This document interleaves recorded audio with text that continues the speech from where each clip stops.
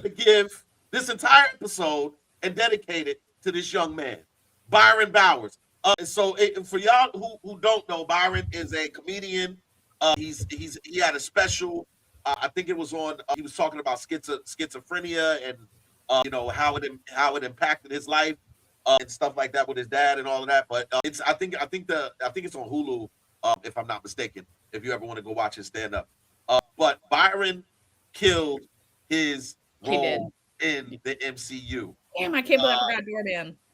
Yes, DeMar Doorman Davis. And the fact that they had Simon bring up his name. Yeah. He's like, I don't want to get, I don't want to be like DeMar Doorman Davis. And Trevor was like, who?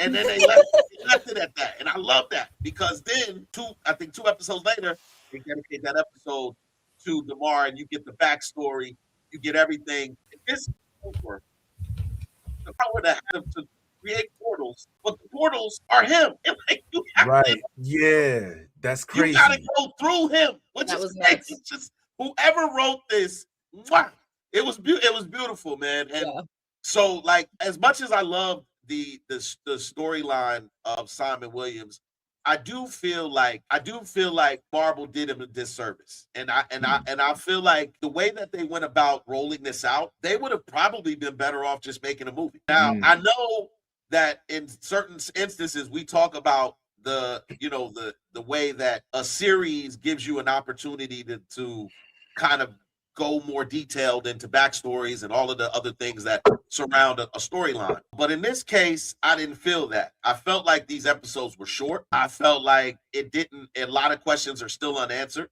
We never figured out how he got his powers, which I mean might have been, easily told just in a moment, in a quick conversation, like, yo. So I think that there's a lot that is still out there in terms of Wonder Man's story. I know we're probably going to see him in other properties and on other platforms, hopefully. But there was a lot that I felt like was left out, and they could have taken a bigger advantage of had they made the episodes a little bit longer. And I'm not even talking about an hour. I mean, like, give him the 45-minute, 50 minute, thing that you do that you dedicate to Daredevil and all of that kind of stuff. So I was a little disappointed of the way that Marvel rolled this out. It felt like it was kind of just like here, damn it, you know what I'm saying? Like, it was a beta. But all in all, I think with what the actors were given, the amount of time they were allotted, I think everybody did an amazing job. Yaya, as always, does his thing. Ben Kingsley, I can't talk enough about this guy, man. Like, he deserves all the accolades that he's accomplished over the years, and to see him in a role that some, because of his resume, would think are beneath him, and the fact that he actually did this role and came back for this reoccurring role, and added, his Ben Kingsley, Sir Ben Kingsley. I don't want to disrespect that man's title, but again, man, I cannot say enough about everybody doing their thing.